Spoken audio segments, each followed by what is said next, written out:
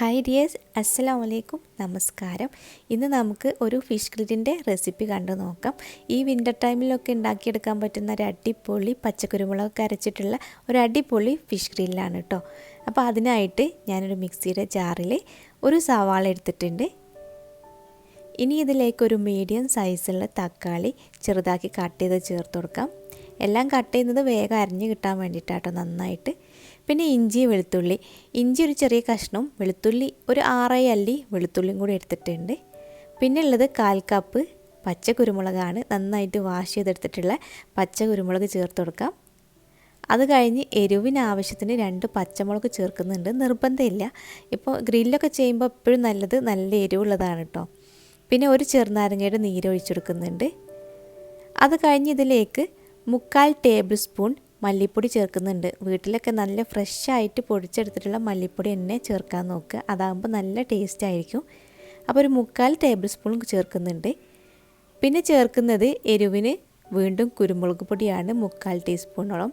അതൊക്കെ ഓരോരുത്തരുടെ ഇഷ്ടം കേട്ടോ, എരിവിനനുസരിച്ച് ചേർത്ത് കൊടുക്കുക. ആവശ്യത്തിന് ഉപ്പ് ചേർക്കുക. അത് കഴിഞ്ഞ് ഇതിലേക്ക് 3/4 കപ്പ് ഒലീവ് ഓയിൽ ചേർക്കുന്നുണ്ട്. നമ്മൾ ഗ്രില്ല് ചെയ്യുമ്പോൾ ഓയിലൊന്നും ചേർക്കുന്നില്ലല്ലോ. അപ്പോൾ ഇപ്പം തന്നെ അത്യാവശ്യം ഓയിലൊക്കെ ചേർത്ത് നല്ല പേസ്റ്റാക്കി അരച്ചെടുക്കുകയാണ് ചെയ്യുന്നത്. ഇനി ഞാനിവിടെ 4 മീനെടുത്തിട്ടുണ്ട്.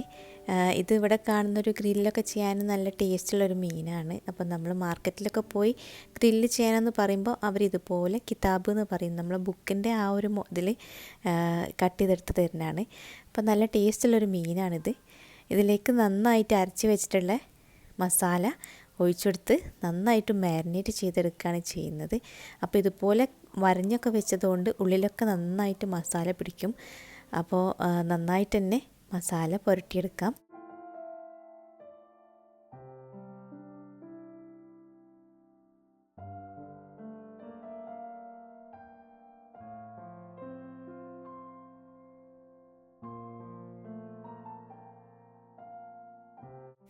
മസാലയൊക്കെ നന്നായിട്ട് പുരട്ടിയെടുത്ത് കഴിഞ്ഞാൽ ഇത് നമുക്ക് ഒരു ഓവർനൈറ്റ് ചെയ്യാൻ പറ്റുകയാണെങ്കിൽ അത്രയും നല്ലതാണ്.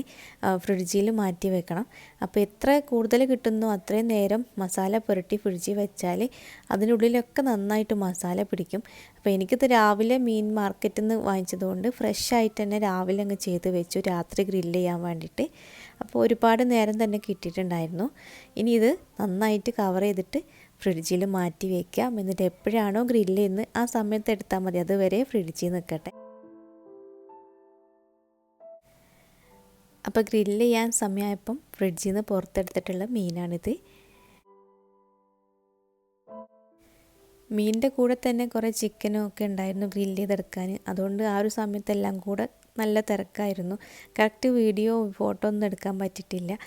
പിന്നെ ചാർക്കോൾ ഗ്രില്ലായിരുന്നു നമ്മൾ ചെയ്തിരുന്നത്, ഓവൻ ഗ്രില്ലല്ല. അപ്പോൾ അറിയാമല്ലോ, ചാർക്കോളിൻ്റെ ടേസ്റ്റും കൂടെ വരുമ്പോൾ ഗ്രില്ലിനൊരു പ്രത്യേക ടേസ്റ്റാണല്ലോ.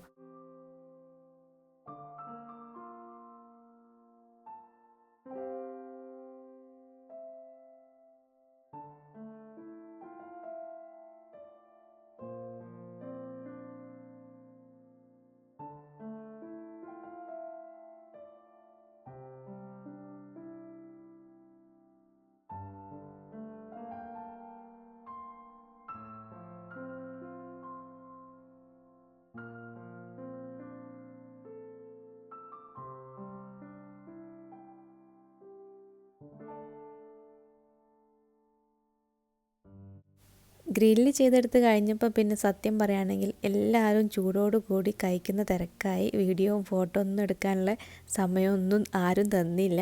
അതങ്ങനെയാണ്, ഈ തണുപ്പത്ത് നല്ല ചൂടോടുകൂടി ഗ്രില്ല് ചെയ്ത് കഴിക്കുമ്പോൾ അതാണല്ലോ ടേസ്റ്റ്. പിന്നെ ഈ ഒരു മാരിനേഷൻ ചിക്കനിലും ചെയ്താലും ടേസ്റ്റാണ്. അതിനേക്കാളും ടേസ്റ്റ് മീനിലാണ് കേട്ടോ. നല്ല മീനുണ്ടെങ്കിൽ അതിലാണ് നല്ലത്. അപ്പോൾ ഇത്രയാണ് ഇന്നത്തെ വീഡിയോ. പുതിയൊരു വീഡിയോ ആയിട്ട് വീണ്ടും കാണാം.